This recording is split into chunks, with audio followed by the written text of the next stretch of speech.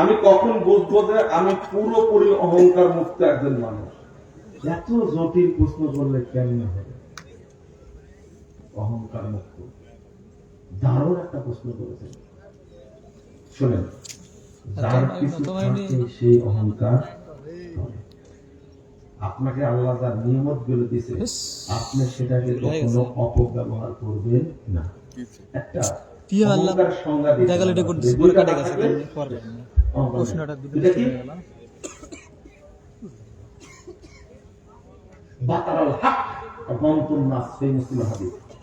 অহংকার দুইটা চিহ্ন, যে সত্যকে প্রত্যাখ্যান করে আর মানুষকে তুচ্ছ ভাবে, এ হলো অহংকার। মনে থাকবে? এই দুইটা গুণ রাখবেন না, তাহলে কি থাকবে না? কিন্তু অন্তরে আপনার মধ্যে অনেক অহংকার আছে ভাই, অনেক অহংকার বুঝতে দেন না, কিন্তু অহংকার ডিপু আসলো, আপনার অহংকারের ডিপু, এটা যেন না হয়। আল্লাহ তুমি মাফ করো। মানুষের হক নষ্ট করার সর্বনিম্ন স্তর কি? মানে সর্বনিম্ন স্তর কি? মানুষের হক নষ্ট করার সর্বনিম্ন স্তর কি? জাহান্নাম। আবার কি শুনবেন আপনি? আগামী কনফারেন্সে আহলে হাদিসের সকল ধরনের আলেম ওলামাদের দেখতে চাই, দোয়া করেন ইনশাআল্লাহ। আপনি আমার সাথে দেখা করবেন, আপনাকে কাজে লাগাবো। বুঝলেন এই কথা? এই ভাইদের সাথে দেখা করবেন আপনারা, আপনাদেরই কাজে লাগানো হবে। যে ভাই যোগাযোগ করেন যে এই সম্মেলনে আসে, আমি উপস্থিত করতে পারলে আপনাকে পুরস্কারও দেবো ইনশাআল্লাহ, পুরস্কারও দেবো ইনশাআল্লাহ।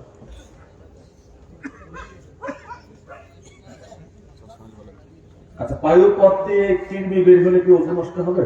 জি, ওজন নষ্ট হবে। মা খরাকান নাস্তাবিলাই, ওজন নষ্ট হয়ে যাবে। যারা এক ওয়াক্ত সালাত পরিত্যাগ করে তারা কাফের, কিন্তু যারা শুধু শুক্রবার সালাত আদায় করে তাদের বিধান কি? ও তাদেরকে মুসলমান বলতে কাছে আছে? তওবা তওবা আস্তাগফিরুল্লাহ আস্তাগফিরুল্লাহ। যারা শুধু জুমার দিন পড়ে তাদের মুসলিম বলা যাবে না। তার মধ্যে কি দিলেন নাকি? তাবিজা সে দৌড়ে আসবে না, আধুনিক বাথরুম যেখানে টয়লেট সংযুক্ত থাকে সেখানে কি ওযু করবেন? বাথরুম এখন আলাদা করে করার চেষ্টা করবেন, আর যদি থাকেও বিসমিল্লাহ মনে মনে বলবেন। এটাই সৌদি আরবের আলেমগণ বলছে। জামাতে ইমামের সূরা ফাতিহা পড়া শেষ হয়ে গেছে, এমন অবস্থায় জামাত ধরলে মুক্তাদিকে কি সূরা ফাতিহা পড়তে হবে? জি, আপনি সূরা ফাতিহা পড়বেন, শুধু সূরা ফাতিহা পড়বেন। 3 আলিফ কিংবা 4 আলিফ মাদ্দের ব্যবহার কি আরবি ভাষায় অর্থের উপর প্রভাব ফেলে, নাকি শুধু ভাষা শ্রুতি নদীর জন্য? এখানে প্রশ্ন করতে যায় না, সেটা হলো, এটা হলো পড়ার ধারা, নিয়ম। সালাফরা এইভাবে পড়েছে, আপনি ওইভাবে কি পড়বেন। ঠিক আছে? আপনি বলবেন অর্থের পরিবর্তন হয় কিনা? অর্থের কোনো জায়গায় পরিবর্তন হতেও পারে। ওয়াক্ত শুরু হওয়া সত্ত্বেও আযান না দিলে, বিশেষ করে হানাফি মাযহাবের, হানাফি মাযহাব বললেন কেন? বলবেন যে মাযহাবি মসজিদ, কারণ বাংলাদেশে কোনো হানাফি নেই, এরা সবাই দেওবন্দি, আশআরী আর মাতুরিদি। হানাফি তাকে বলবেন যারা ইমাম আবু হানিফার আকীদা এবং আমলকে ফলো করে, তারা কি হানাফি। কিন্তু বাংলাদেশের কেউ ইমাম আবু হানিফার আকীদা এবং আমলকে ফলো করে না, হানাফি বাংলাদেশে নেই। তো সালাত কোথায় আদায় করবো, বাড়িতে নাকি মসজিদে?